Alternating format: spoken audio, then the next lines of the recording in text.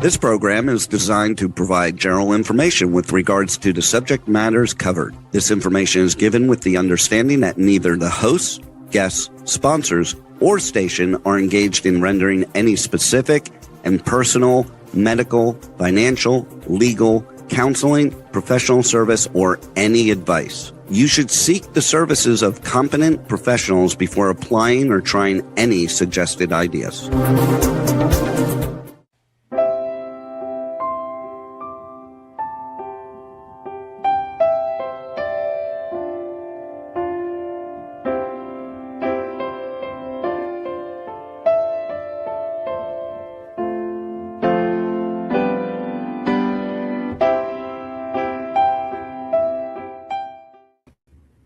Hi, welcome to the Sound of Gold. It's good to have you back, and I'm excited to be here as always.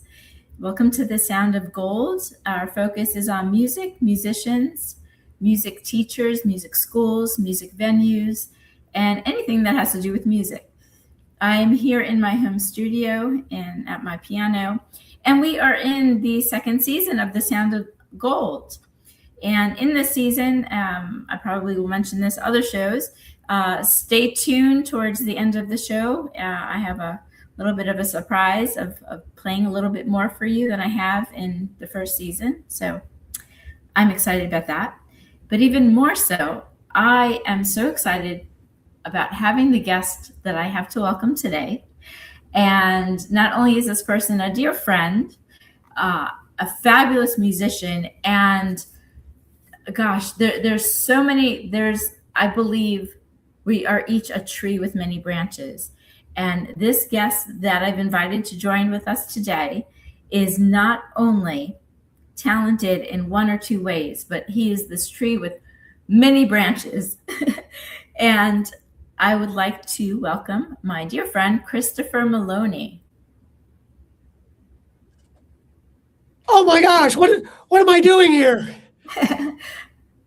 Hi, Christopher. I was having lunch with some friends, and now I'm here on the screen. What happened? I feel like Mike TV from Willy Wonka. Welcome. It's been, I was thinking of it before our call today, and we have to know each other over 10 years. I don't even know how long we know each other. I think it was 50 years. Since we served together in the Ford administration.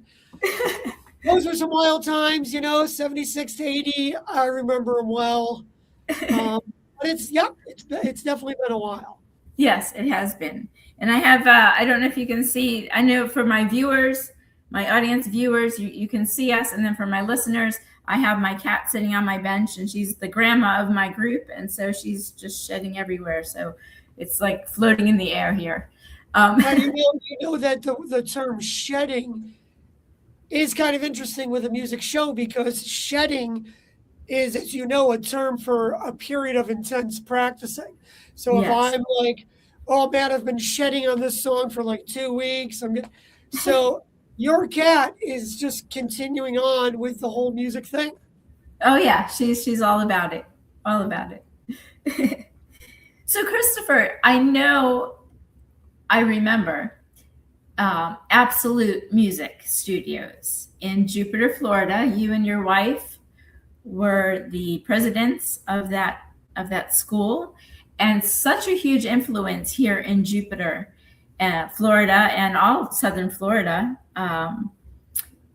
And you were in Florida. Now you're in Portugal, and not only did you make an impact here and influence so many students, so many performers, even to the point of getting or supporting them on The Voice. We have some friends in common that have been on The Voice. Not only have you made your impact here, you're making an impact in Portugal. And you are not only a musician, a singer, songwriter, studio owner. I can keep going on and on. I did some more research. You were backstage pass. You You have albums you've recorded. You've just recorded a new album. I have a question. Do you ever get to sleep at all? Yeah, usually when I'm driving. I find that to be a really great opportunity to catch up on some Z's, have a couple meals. Fortunately, I don't drive anymore because I don't need to here. But yeah, I split my time between my home in Jupiter and a place here in Portugal. And yeah, it's a blessing and curse because there's a lot of great things to do. There's a lot of fun things to do. There's a lot of things I really want to do. Pardon me, I have a little tickle in my throat, which is not going away. No worries. Sorry about that, radio viewers. But the curse is, when do you have time to do it all? True. You've done so much. Let's start with now. You've just recently finished an album called Lost and Found. And for those of you that want to listen to Christopher's recent work, it's on YouTube, Lost and Found, Christopher Maloney. Yeah, we did. There's 11 songs on the record. So every song got its own music video that we recorded. And there was a couple that were more performance-based. So we actually also released performance-only versions of those where I'm playing all the instruments. And so the music videos are on YouTube, and then my 3 solo albums, you can find them wherever people stream music. Okay. Now, I have a question for you. I got to review some of I know you, but I reviewed some of your work, and I watched some of the videos, listened to a lot of the lyrics. And I don't know, maybe you can elaborate on this. Lost and Found, I got the sense from some of the lyrics, and again, I'm not there with you, and I'm not a part of the lyrics, but what I'm understanding is that the lyrics are really telling me you've gone through this transformation, and it, as a writer, I'm going to kind of go zigzag. As a writer, I've written work before, songs or books, and it's really very healthy to take this like introverted route to, I'm speaking for myself, for healing. And I know like some of the books I've written has really helped me in that way. So with that being said, going back to you and your album, Lost and Found, what can you tell us what transpired, like what inspired you to share what you did and why? That's a good question. I appreciate you asking it. I mean, the first 2 solo albums I did, they were, 20 years ago. They were very transformational periods in my life, very challenging periods. And I thought they were very therapeutic albums, and people who listened to it found a lot of emotional depth in those. But in all honesty, Lost and Found had been written over about a 10-year period in time where I really wasn't creating a lot of new music. And although a lot of the lyrics did come later, as they usually do with me, but I will say that the album, because the first 2 albums are definitely conceptual albums. They literally tell a story, or there is an intentional common thread. And I was kind of bummed that lyrically this album wasn't going to do it. But as the songs progressed and as the subject matter came, and as I was putting the lyrics together, I did absolutely notice a common thread. And you're absolutely right. It's transformational. Every song has some sort of either transformation or a recognition of grace. Either seeing someone else's grace and wanting to aspire to that, or being in the middle. I'm not the man I used to be. I'm not the man I'm going to be. So I just sit here in the middle, lost and found. That's like, and every song, as I looked at it after the fact, was about some form of grace, appreciating some place you want to be, giving yourself forgiveness, wanting to extend grace to people you don't really want to give it to. So it was all there, but it was interesting. It was never, unlike the first two records, it was not intentional at all. So it was kind of a cool, like, byproduct of compiling. Maybe it was just the fact that the lyric writing did come together in a shorter period of time than the music did. Because I had, a lot of these songs were sort of like, if you listen to the record, a lot of the musical bits were recorded 6 years ago, 7 years ago. But the vocals obviously were all recorded just last year. And then, of course, there were a couple songs where the lyrics weren't done, so it was like, I wait till the last minute. And so, yeah, I think that it could have been that sort of similar mind space. But yeah, I am glad that looking back, it's like, yeah, there is that proponent of grace. And I appreciate you recognizing that. It's always cool when someone creates something for someone else to recognize it. And you're like, all right on.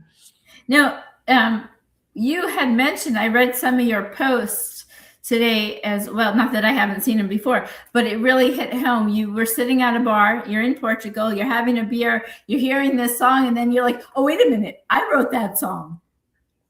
That was surreal. That was really strange. And it wasn't a song that was a single. It was a very deep album track. And it's funny, I didn't hear the song up until the bridge. So the bridge is an instrumental. It's kind of a progressive rock thing. And so I didn't hear the first two verses, where I'm singing. But so that was the weird part of it too. Like, wait a minute. I don't know how many beers I had, but I think it was just the first one. So I can't blame it on that. But that was a very cool thing. And it did bring me back to, again, your great point about lyrics and writing and trying to heal yourself and transformation. That album came out in 2002. It was written around 2001. Very challenging time. If the 2002 me saw the 2026, well, at the time of 2025 me, I think he would have been like, okay, we got through this. I think we got through this. And if the 25 me saw the guy a quarter of a century ago, he would have put his arm around. Look, man, you got more to go through, but here we are. We got through it. We get through everything, and let's just again just try to extend that grace. Sure. Thank you. So, Christopher, a lot of my listeners are maybe into music or thinking about getting involved in music, or maybe afraid to take that step or that skip. With that in mind, I've come to terms, maybe it's an age thing, I don't know, but value is not about how much money you have in the bank. Value is about what you invest in yourself and how you bring that forward and be creative. You are one of the most successful people I know.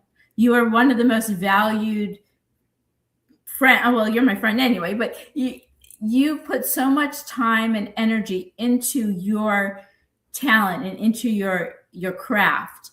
Can you give our listeners, whether they're watching or listening, could you share with us kind of what your journey's been like up to now? And there's so much, maybe you could just kind of skate us through it. Oh, well said, Lisa. And I'm gonna have to hire you as my hype man for that. That's very kind words for you to say. Basically, I just played because I wanted to play. It's 13 years old. MTV, it was big at the time. I got to see people play. Bass is my primary instrument. It always will be, and I just got excited about it. And I'd already quit 2 instruments. I tried the recorder and I quit. And I tried the drums and I quit. And so there was no blueprint about me, doing this ever. And it was just, I found the instrument that spoke to me. It's a strange instrument, bass guitar. It's not piano, it's not singing, it's not guitar, it's not even drums. Woo, we can have fun with this. it's bass. It's weird. It's like playing the bassoon, like what is this thing?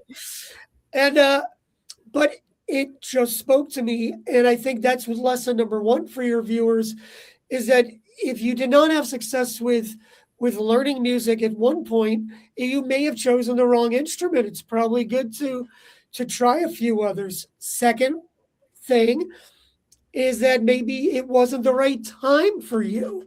I quit twice. My parents wouldn't even buy me a bass guitar. I had to buy it my own, two of them, the first two with my own paper route money. So, I have a lot of adult students, and I've talked to a lot of adults, and they always lament, God, I wish I did this sooner. Oh, I quit when I was this. And I always tell them the same thing. Your time is now. So whenever you come to your instrument, whenever you find it, whenever you decide to work hard on it and commit to it, that's the perfect time. And I appreciate you talking about talent, but I don't have talent. I don't. It was really just making a decision of I'm gonna work hard at this. And when I decided to move to LA and not be in a band, but to be a session musician, I knew I had to be able to do anything anyone asked. And so I really committed myself to building, my skills as high as I could. And then as I started learning other instruments, guitar and piano, and starting to sing, I was horrible at all of that. And I didn't start that stuff till my 20s, but I had the success of building up my bass skills. And so when I sucked at guitar, when I sucked at piano, when I sucked at singing, it was like, no, you do. You're not good, but you weren't good at bass. And now you are at a very high level. So you're not good at this. You're not good at that. So just apply yourself and be patient. Practice, persist, and patience. Those are the three things. And that's always really important to remember. That's awesome. And it's a great discipline. And the discipline, as a music teacher myself, and a performer, and I mean, music is my life. I have family too, but music is in my veins as it is with you. And it's a consistency. And, I don't know, maybe you can relate to this. When I was growing up, I always thought, let's like a child, we do something, we're like, all right, we get bored, we go on to something else. But I found that the more you're consistent with something and grow on that, you nurture the education, you nurture the commitment, you nurture the focus, and it helps you in so many different areas of your life. And 100%. I think success breeds success, and this as well as anyone. It's like I always when I teach lessons, I took a 4-year break from doing it because after Absolute Music and we started Practice Warriors, I needed a break. I had been teaching in some capacity for like 35 years. And so it was nice to take that time off, and I'm actually getting back into it. And I always tell people, just think about something that you were not good at. But fishing, skating, public speaking, building a house, whatever. Like we all have our own skills, accounting, whatever it is. And just look back at how you were then and how you are now in the incremental steps, and then just apply that grace to you and be gentle with yourself during this process. And remember that every great musician that you hear has gone through exactly what you're going through now.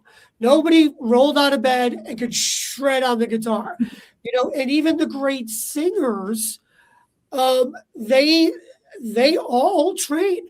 One of my good buddies, Ken Stacy, Ken's a great singer. He was the lead singer of Ambrosia for about 10 years. He was Michael Jackson's backup singer when for the This Is It tour when he died.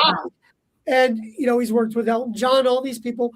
Well, Ken has been Kenny Loggins' vocal coach for the last 5 years. Kenny Loggins, like this guy's been singing since 1970. He's got one of the best voices in pop, and he's still taking lessons to this day. So I'm like, wow, okay. I just sort of thought, you just had a gift, but even the best folks are always looking to grow, develop, and sometimes maintain, especially when it comes to voice. So just realize that, just throw away the word talent and just go, all right, I'm, like you said, I want to apply myself, and I've been successful at one thing, so I will just be patient with this other thing, and try to measure growth in long periods of time. So if you take like 3 or 4 lessons, that's a fool's errand. Commit yourself to a minimum of like 3 to 6 months. Yeah. And that's where that's where you're going to start to see big growth. And it's huge to be patient with yourself. And even I tell my students, and I personally still take lessons after 45 years of playing, I still take lessons because there's always as a musician, there's always something more to learn. There's always a different perspective. There's always, maybe these are a little bit metaphors for life in general. There's always something to be better at. There's always something. I had Avery Summers on my show last week, and I was saying, it's almost like we are our own greatest competition. It's always like we got to up the ante, like we have to up the last show, the last performance. And it's really not so much for the audience, but it's for ourselves, because the more we have to give, the greater, it's not success, it's the greater, I would say accomplishment, but I feel like the greater we can give to our audience, the greater we can share our gifts with the audience. Yeah, I think that's a great way to put it, Lisa. I mean, it's really, you just want to do what you want to do. You want to have the facility to write the way you want to write, to play the way you want to play, and to share it with people. And you mentioned something earlier that I thought was really, really cool, that when you can apply yourself and build skills musically, you do start to think like, well, if I could do that, what else can I do? What else can I apply myself towards? If I can make a stick with some strings sound good, or a box with some keys, sound good, then can I really kind of do anything? I mean, all I got to do is practice and be consistent with it, and persist in my practicing, and be patient. And so, I've done you mentioned Backstage Pass, which is, that's a dip into the past. That was a TV pilot I shot. And my friend Glenn Hughes, the former bass player and singer with the Deep Purple, was my guest. And, I saw Inside the Actors Studio, thought it was a great show. I love that show. Right? And I thought, why do we have anything like this for musicians? And I thought, okay, well, I teach at this school. I've got these camera facilities. It was there in Hollywood, California. I know these people.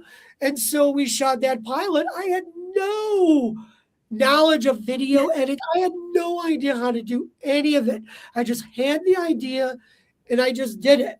And I remember when we shot, I think we had like 3 cameras.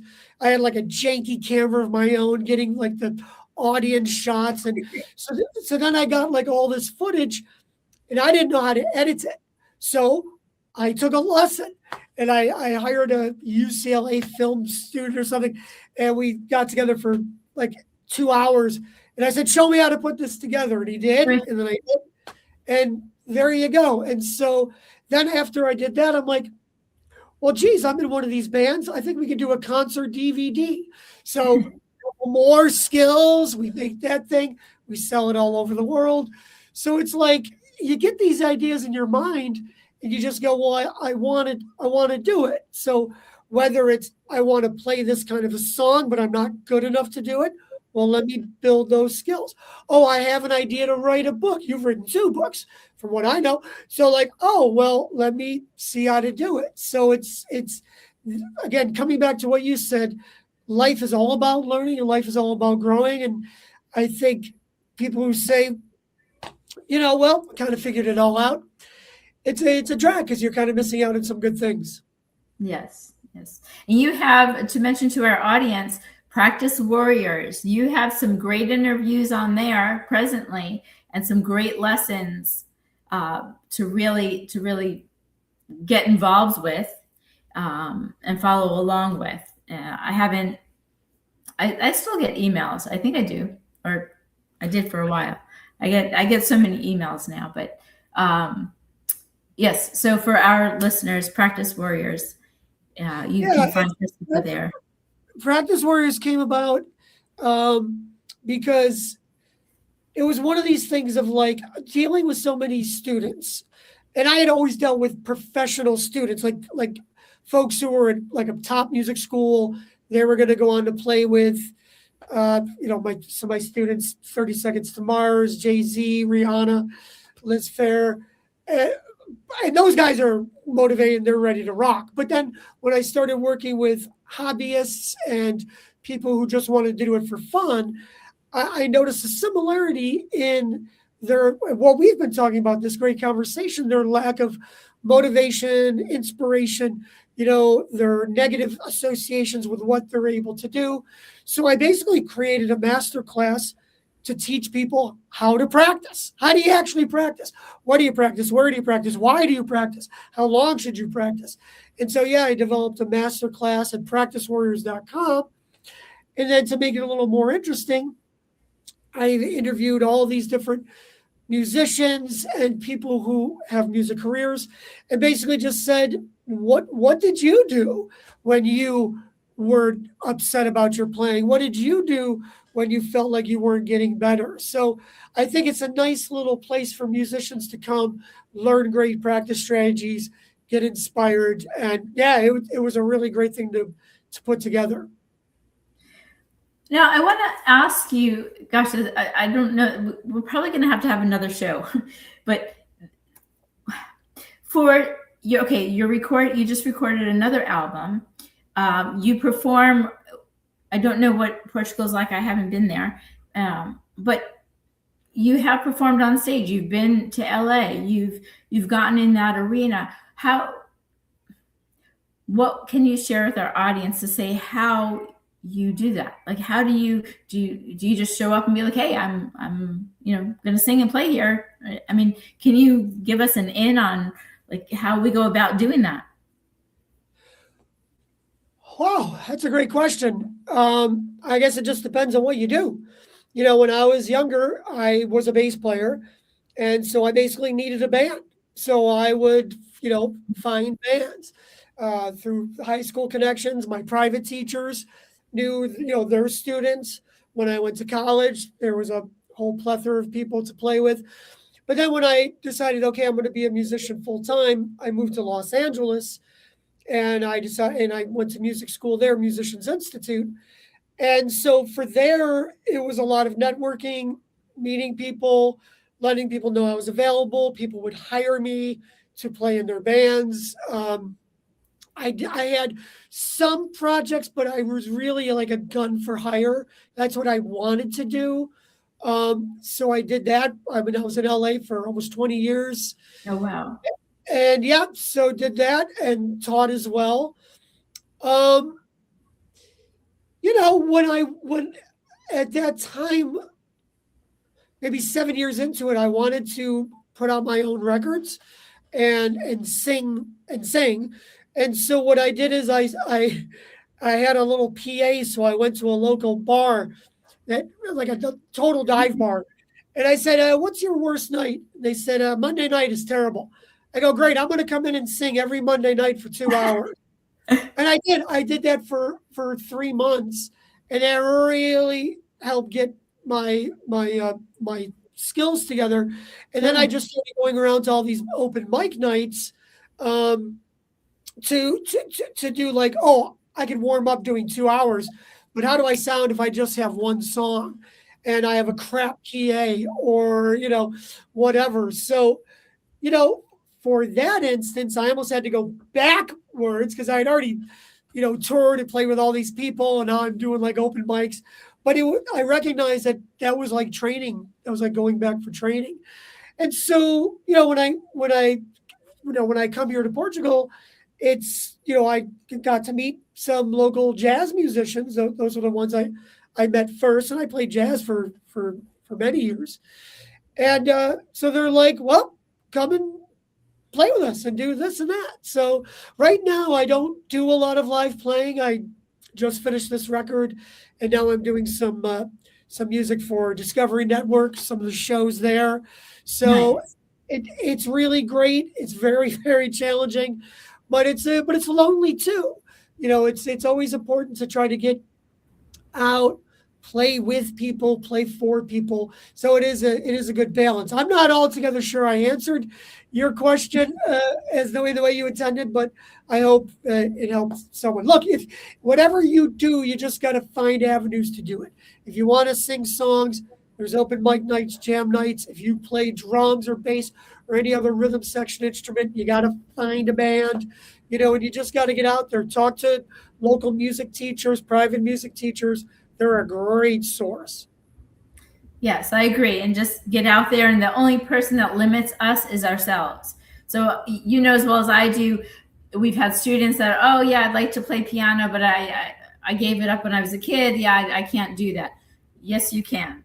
It's just a matter of making the commitment, sticking to it, and having the discipline to practice and put the time in. And you know what? I've learned, and I also teach this, with practicing, it can be very frustrating when we don't know. Like, we live in this microwave society, this Amazon.com, I want it like in the middle of the night, package. The greatest gift at being a musician, I'll speak for myself, is that the more focus and the more time I put into playing a piece, and playing a piece actually that's not my own, it really helps me focus and makes me, it branches off, as I said earlier, it branches off into different areas of my life because I'm more direct. I'm more like on key. So, and then playing my own stuff, then it's, this too. When you're a musician and you have grown in your craft, you get in the zone. And when you're in the zone, that's not really something you can explain. You just go there and you play. And it's almost a gift you give yourself, but you have to start with the foundations. Yeah, and I think you've been alluding to this a few times. Is you got to have the faith that your effort's going to equal reward. I think that's the biggest challenge. If people could only see themselves 6 months in advance and where they would be and what they would be able to do, they would be like, oh, that's how good I'm going to be. Shoot, I'm going to practice twice as hard. It's that it's like, you're 3 weeks into it and your fingers are still not independent on the keyboard, or you're blowing into the horn, you sound like a suicidal duck, or your fingers are still hurting on the guitar, and it's like, you just never think it's going to work for you. And then you start saying all that BS about, oh, I don't have talent. Oh, it's not for me. I'm not skilled. I got a tin ear. I have sausage fingers, all these things about your deficiencies. And it's like, no, you will get better. I know you don't see it now, but you will. And then as soon as you do, and 6 months goes by, then, like you're saying, then you get in the zone. You're like, holy cow. Because this happens a lot.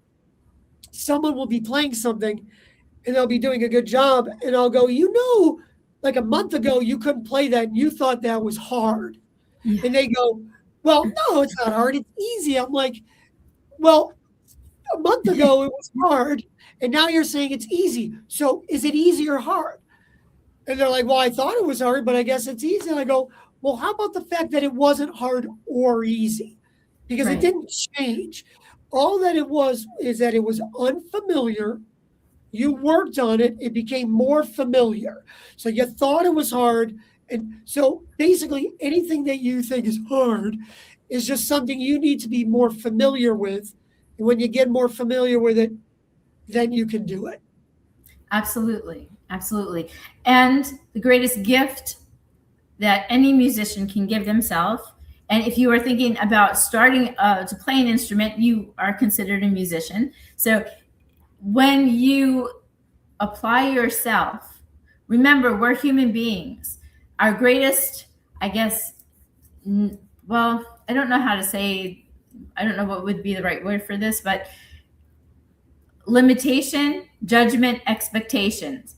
Put them in, like, dispose of them, get rid of them, because those are the three that will stop you from progressing. It's not fair to say, oh, I'm going to know this song in 3 months and give yourself that limitation.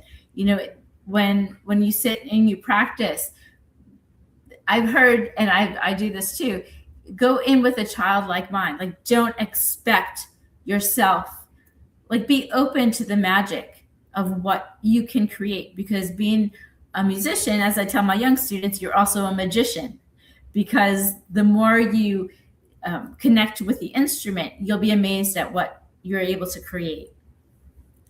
Yeah, 100%. And I'm definitely trademarking the term musician. And so you didn't say it, but you would have owed me a quarter if you did. But you're absolutely right. And there is a great balance between goal setting, because that is important. You know, if you say, I'm going to get this done in 3 weeks, but if you don't, then why didn't you? So maybe that was an unrealistic expectation. Maybe you thought you underestimated the challenge of it, or you just didn't apply yourself, or things came up. So I think, again, extending that grace, you know, okay, here was my goal. I didn't achieve it. Why didn't I achieve it? Okay, then let's adjust it, and then let's start to build realistic goals that will push us in a positive way, but not, make us feel bad about what we're doing. We always just want to try to stay as positive as possible, because practicing and self-improvement, whether it's physical, like physical exercise or mental well-being or anything, it requires work and effort. So you want to try to make, there's no getting around it, right. So you want to just make it as joyful or as pleasant of an experience as possible. Absolutely. Absolutely. And on that note, and we're getting close to closing up for today, but I've recently used this with my older students, and I said, okay, like, give me an idea, like what recently had to be fixed in your house. And they'll say, okay, the shower. Okay. So you hire some people to come in, they say, all right, yeah, it might take, 6 weeks to get it done, but then it ends up taking 2 months, because you just, stuff comes up, or stuff is realized, or parts need to be ordered. So look at, like, practicing music as if, like, you're working on parts that need to be fixed. And that's kind of like the practicing of it, and not, it doesn't always have to be a performance. The fun is the practice. Well, if you can do that, like, if you can make practicing fun, if you can, joyfully struggle, oh my gosh, I played this 12 times. I have to play it 20,000 more. You know what I mean? If you can be joyful about it, and again, a lot of it has to do with faith, that if I put in this time, it will happen for me. And I think that if people, again, I just wish we had a time machine, and that's why, I'm sure you do this with your students. They say, this is kicking my butt, I'm not motivated, and you go, yeah, but this other thing kicked your butt and you achieved it. So you already know how to be successful at this. This is just your new challenge. And so, if you fix the shower in 8 weeks, it took 8 weeks. If it took 4, great. All right, we're ahead of schedule. But, just it takes what it takes, and just let it happen. Awesome. Well, thank you so much, Christopher, for being on our show today. Christopher Maloney, music educator on Facebook. And We can also find you on YouTube and Practice Warriors. And in closing, you mentioned it, you brought it up, behind the actor studio with Mr. Lipton. One of the questions that I always loved was, when you get to the pearly gates at the end of your life, what would you say? What would I say? Well, what would I say, or what do I think he's going to say to me? Well, okay. What do you want to go with? I'm good with what you want to go with. What do you think he would say to you? I would hope that I would be told, what is it, like 5 words, right? I think it would be, you did it right, kid. Nice. You did it right, kid. Yeah, I think that'd be good. I'd be happy with that. Okay, that's great. Well, Christopher, thank you so much for being on our show today. I'd love to have you back another time. There's so much more that we could share and inspire our audience with when it comes to music and education. And in the meantime, be safe, be well, and rock on. That sounds great. Lisa, this was awesome. And of course, it's always great to see you. So thanks so much for having me on. And I hope the listeners enjoyed it as well. I'm looking forward to hearing you play too. Thank you. Thank you. So we'll sit back and enjoy. For my audiences, whether you're watching TV or listening, if you're driving, do not close your eyes. But if you're in a space, in a place at home or wherever, in a place where it's safe and you can relax, close your eyes. It's a Monday evening here in Florida. It's a later Monday evening in Portugal. And wherever you are in the world, it doesn't really matter what time of day it is. Just relax, and I'm going to play a little bit for you all.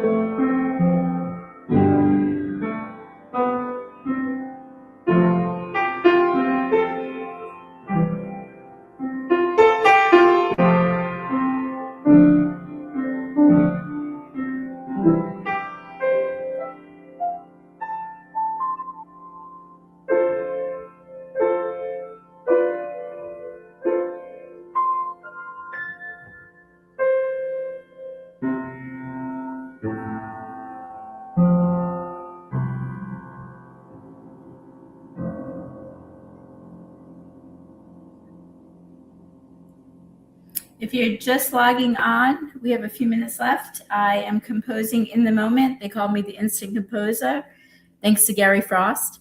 And I am playing energy that I feel. And wherever I go and I get to do this, I get to pick up energy that I feel in the room. And so it's never the same. And that's kind of cool. Well, I hope you tune in next week to find out who our guest will be. I'm not telling. But today I've had an amazing guest, Mr. Christopher Maloney.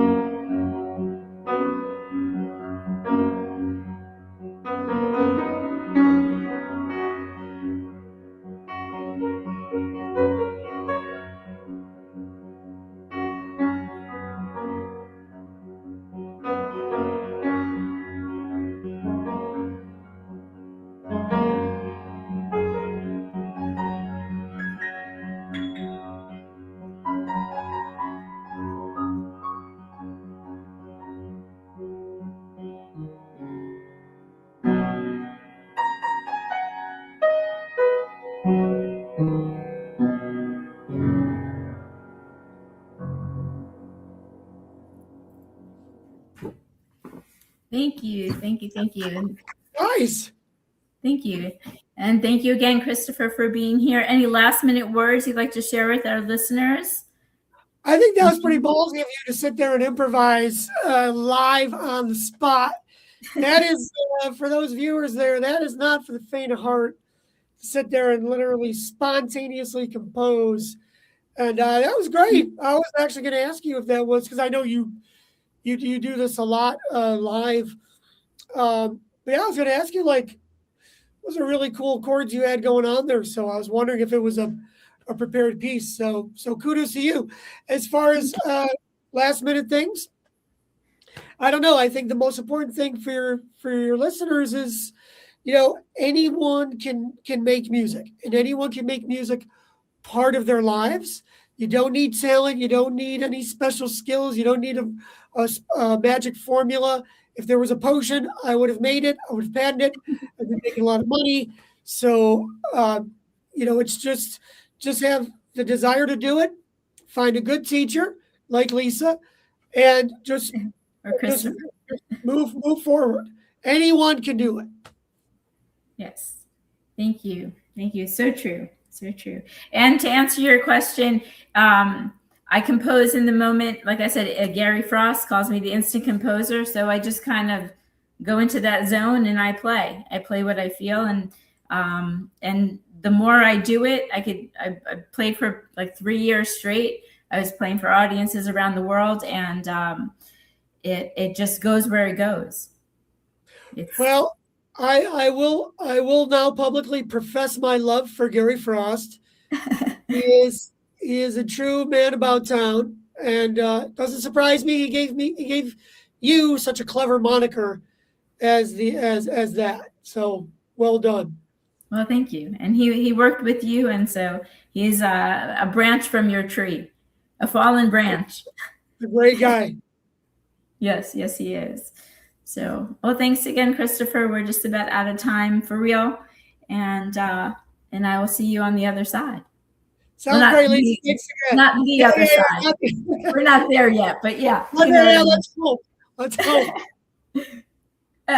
Yeah.